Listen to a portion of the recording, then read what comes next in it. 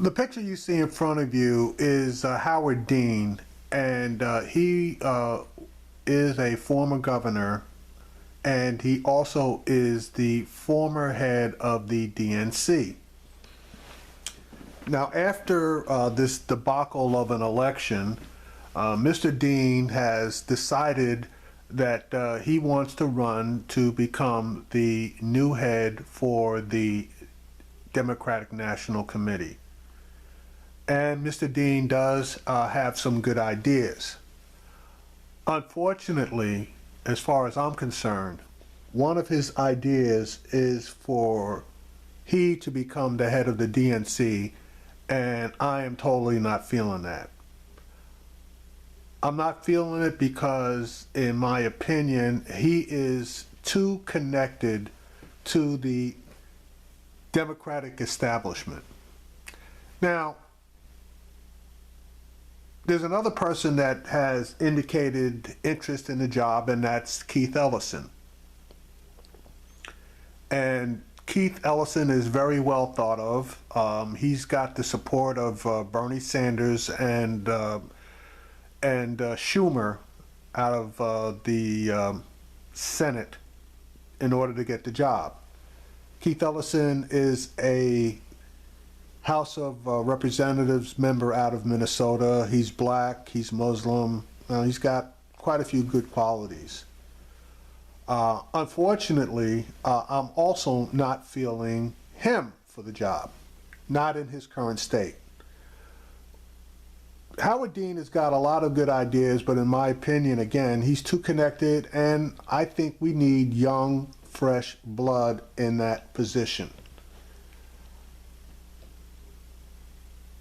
Keith Ellison is young enough and quasi-fresh enough, but at the same time, Howard Dean is right. That position deserves a full-time person. So Keith Ellison, in order to obtain that job, needs to resign from Congress, because this is a major heavy lift at this point. Now, I want to reference a couple of things. One, Howard Dean in no way, shape, or form will say one negative word about Hillary Clinton or her campaign. To me, that is a disqualifier. There is so much that went wrong with that campaign, and in my opinion, she was a completely flawed candidate and should never have run. She should never have run. Now, there was a recent meeting within the last day or so of the DNC, and one of the staffers, in quite a few people's opinions, hit it on the head. The story comes out of the Huffington Post, and I'm going to, if you give me a second, I want to flash forward to it. Okay, there is the Huffington Post article. DNC staffer screams at Donna Brazile for helping elect Donald Trump. And that story just went online today. And I'm going to read you the entire story. On Thursday, Democratic Party officials held their first staff meeting since Hillary Clinton's stunning loss to Donald Trump in the presidential race. It didn't go well. Donna Brazile, the interim leader of the Democratic National Committee, was giving what one attendee described as a rip-roaring speech to about 150 employees about the need to have hope for wins going forward, when a staffer identified only as Zach stood up with a question. "Why should we trust you as chair to lead us through this?" he asked, according to two people in the room. "You backed a flawed candidate, and your friend, former DNC chair Debbie Wasserman Schultz, plotted through this to support your own gain and yourself." Some DNC staffers started to boo, and some told him to sit down. Brazile began to answer, but Zach had more to say. "You are part of the problem," he continued, blaming Brazile for clearing the path for Trump's victory by siding with Clinton early on.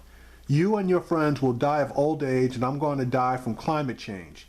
You and your friends let this happen, which is going to cut 40 years off my life expectancy. Zach gathered his things and began to walk out. When Brazil called after him asking where he was going, he told her to go outside and tell people there why she should be leading the party. 2 DNC staffers confirmed the exchange. Asked for comment, Brazil said in an email, "As you can imagine, the individual involved is a member of the staff, and I personally do not wish to discuss our internal meetings." A DNC spokesman did not respond to a request for comment. Brazil, a seasoned Democratic strategist, is the DNC's interim chair until March 2017, when party officials hold a full DNC meeting to elect a new chair. Brazil has been filling in since July, when the then chair Wasserman Schultz stepped down after WikiLeaks released internal DNC emails showing party officials trying to help Clinton win the Democratic primary. Brazil ran into her own bit of trouble in October when WikiLeaks released emails showing that in her role as a CNN strategist, she shared questions for CNN-sponsored candidate events in advance with friends on Clinton's campaign. Neither of the DNC staffers who spoke to HuffPost knew Zach's last name or much about him. They noted that he wasn't alone in his sentiments. Some in the room nodded as he spoke, they said, and after he left, some talked about him being right on some points, perhaps not on his claims about imminent death by climate change. A third attendee told HuffPost that despite Zach's blow-up, there was overwhelming support for Brazil in the room. Her motivational words had some staffers in tears per this attendee, and Brazil spoke to Zach's concern after he left. If he had stayed, he would have heard that, the person said. Brazil could move to stay on as chair after March, but Thursday's meeting shows at least some party officials want fresh blood at the top. The party is at a crossroads. They have been using the same playbook for decades, and now they won't let anyone else come in and change it up, said one former longtime DNC staffer who requested anonymity to speak freely. The fact that Democrats just sat through a devastating defeat and now have to trust a leadership that not only contributed to Clinton's loss, but the crushing 2014 midterm losses, well, what do they expect? Exactly. They need to strip this down to its bare bones and then take the bare bones, grind them into powder, and throw them into the wind. There needs to be a complete makeover of the Democratic National Committee, its leadership, etc., etc., etc. They were big losers in 2012. They were big losers in 2014. And they were huge losers in 2016. Insanity is doing the same thing over and over again and expecting a different outcome.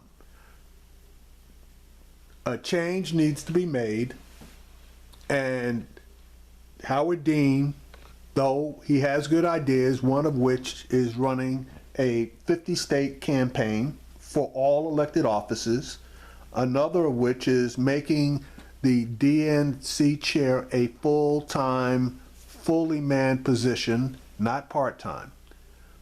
Again, his ideas are good, and if he wanted to take on a role as far as being an advisor, strategic advisor, I would not necessarily want to overlook that. But there needs to be new blood and fresh ideas. Howard Dean, no. Donna Brazile, definitely not. And anybody else that was tied to the Clinton campaign, in my opinion, they are definitely out.